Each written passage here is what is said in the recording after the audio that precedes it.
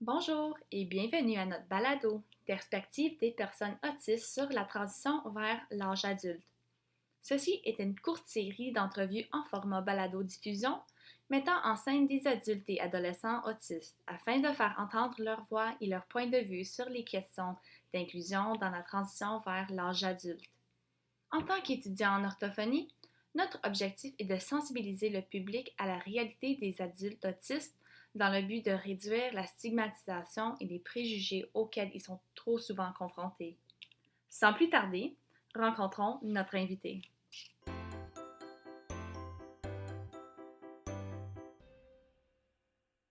Aujourd'hui, Elisa et moi, Isabella, rencontrerons Georges. Georges est une personne autiste de 61 ans, diagnostiquée en 1995.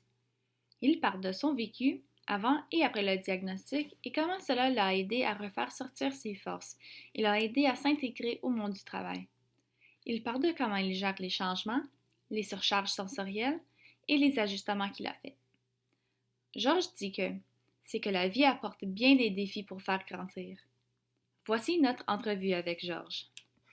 Bien, tout d'abord, hein, merci d'être là, de prendre du temps de votre après-midi en fin de journée de travail pour passer du temps avec nous, puis nous permettre aussi de faire entendre votre voix, hein, parce que c'est super important. Surtout, on a tendance parfois à comme oublier un peu la réalité des adultes autistes, hein?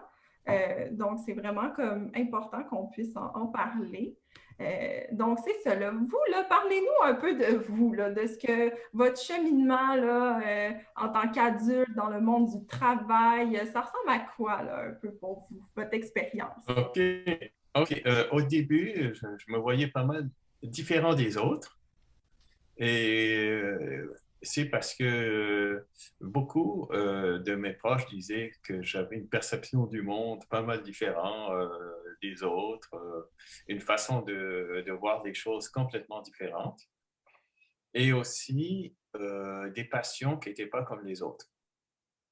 Et ce qui arrive, c'est que d'un côté, mes passions peuvent rejoindre les autres, mais c'est parce que quand quelque chose m'intéressait, j'y allais à fond.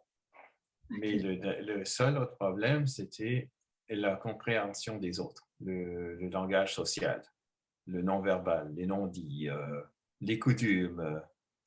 Ça fait une chose qui m'a aidé, c'est qu'avant de rentrer dans la vraie vie au cégep, j'ai eu la chance d'avoir un emploi à temps partiel avec même les mêmes rituels comme le jeudi, aller à la brasserie à midi. C'est là que j'ai appris qu'il fallait laisser un pourboire parce que je faisais jamais attention quand ma mère a amené la famille au restaurant puis que j'ai pas vu si elle en laissait un.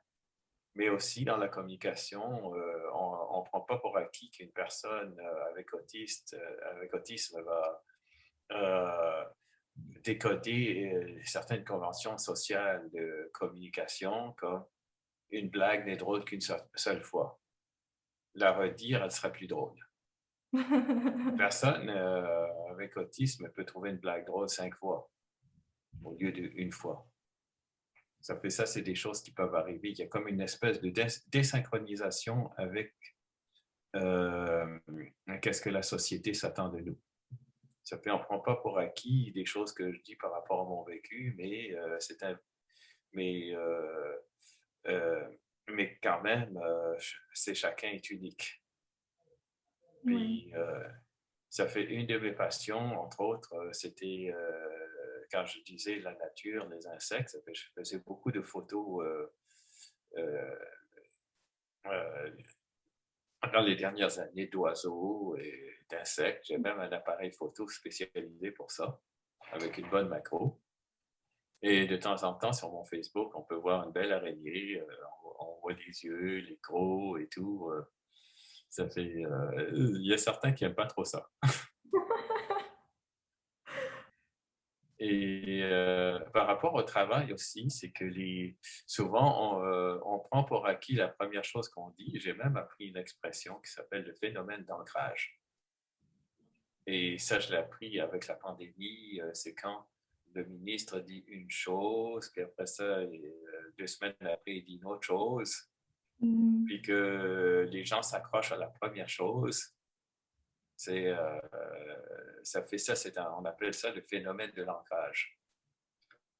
Parce que ça fait, j'ai vécu ça dans ma jeunesse aussi, c'est quand on parlait de mode et des choses comme ça, qu'initialement, on disait que les cheveux longs, c'était cool, puis 2 ans plus tard, c'était ringard. J'arrivais pas à comprendre ça. C'est souvent pour ça que je me dis, je garde la notion, ça veut dire que dans toute ma vie, je garde ce qui est meilleur dans tous les temps.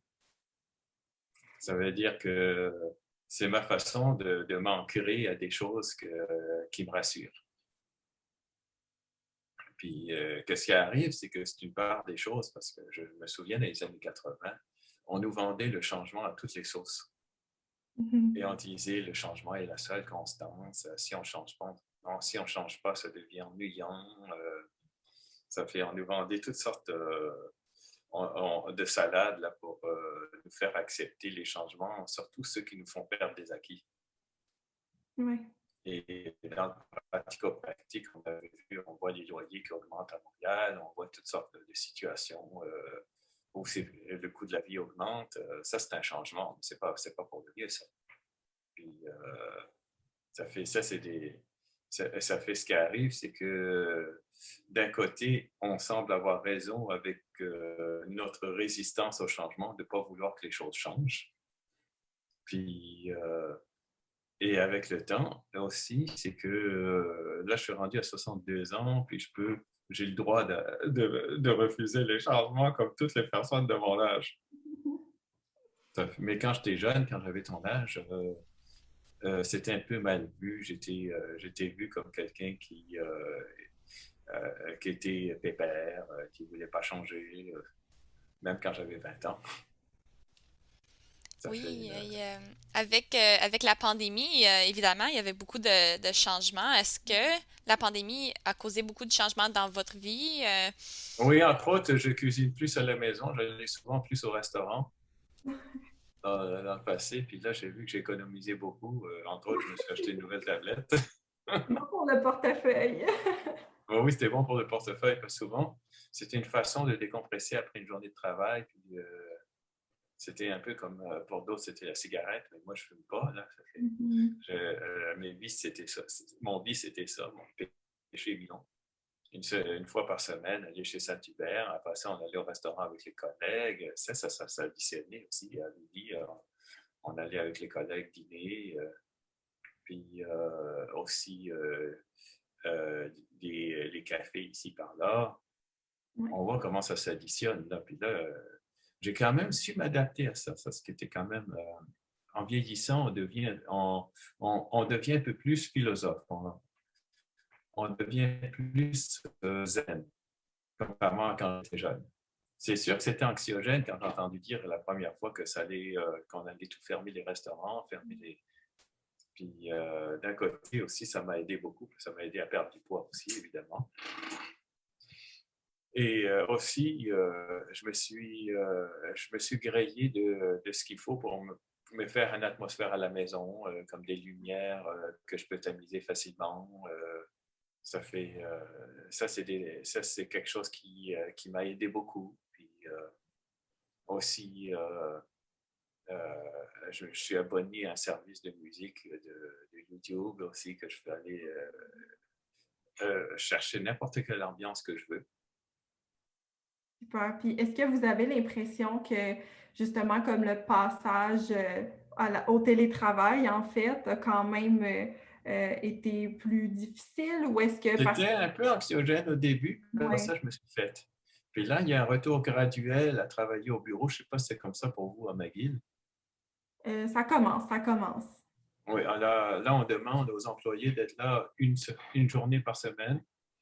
OK. Et le reste en télétravail. OK, super. Ça fait ça, c'est une autre adaptation. Puis au niveau cognitif aussi, je sais que j'ai des problèmes de mémoire à court terme et d'oublier plein d'affaires. OK, c'est ça. Puis là, donc vous, c'est ça, dans votre vie. Là, j'imagine que vous avez eu à un moment une confirmation, peut-être de ce syndrome d'Asperger-là. Comment Oui, ça s'est passé? Est-ce que c'était c'était, tôt ou c'était plus vieux dans votre vie adulte? c'était plus tard dans ma vie. OK. C'était un collègue dans un ancien boulot qui avait constaté que j'avais des traits qui rappelaient vaguement des airs de famille, en dirait-on, avec le personnage de Rayman. Et OK. lui, il n'a pas connu mon frère, rien. Parce que souvent, j'avais cette petite manie aussi. J'avais souvent un ordinateur de poche, puis je m'amusais à calculer le nombre de secondes qui restaient, disons, dans un week-end. OK. C'est quand c'était le vendredi, là, je partais le compte à rebours, puis je dis, il reste 172 800 secondes avant la fin du week-end. Il faut en profiter. Puis j'avais une passion aussi pour les montres, tout ce qui mesure le temps, les chronomètres, les minuteries. OK. Oui, donc, puis c'est ça. Après ça, ben là, vous avez eu cette confirmation-là, comme vous avez dit plus tard. Oui, oui, plus tard, j'ai fait la démarche. Vous Parce avez que fait de une un, j'ai un frère qui est autiste, mais avec, je dirais, déficience intellectuelle. Je ne sais pas si c'est le bon terme. Oui, C'est c'est comme ça qu'on dit, ouais. c'est le bon terme? Oui, c'est encore le bon terme à ce jour.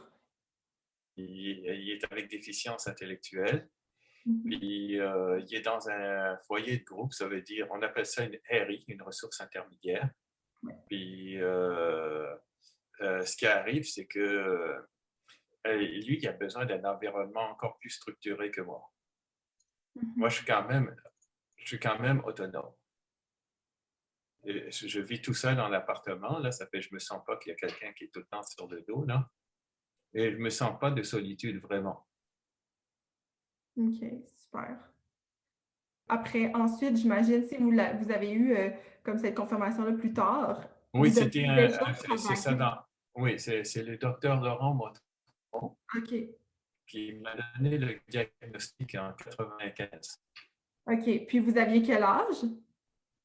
J'avais 36 ans. OK. Donc, c'est ça, vous travaillez déjà, j'imagine, hein, à Oh ce oui, oui, moment-là. oui. J'étais messager en vélo OK. et Intéressant. j'avais connu un professeur à l'UQAM qui, lui, a un fils autiste, puis on s'est liés d'amitié, puis il m'a rentré dans l'UQAM en 97.